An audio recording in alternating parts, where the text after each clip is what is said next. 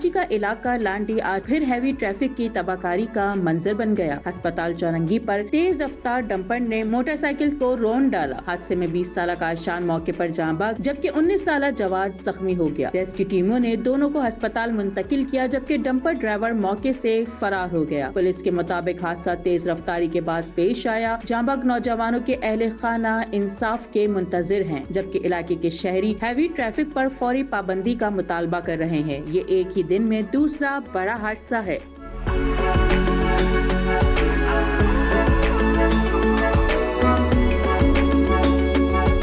चंद घंटे कबल निश्ता रोड पर भी डंपर की टक्कर से एक शख्स जाँ बहक और उसकी अहलिया जख्मी हुई थी। हादसे के बाद शहरियों ने डंपर नजर आतिश किया। मौके पर पहुंचने वाले डंपर एसोसिएशन के सदर लियाकत महसूद के गार्ड्स की फायरिंग से सूरत हाल मजीद कशीदा हो गई।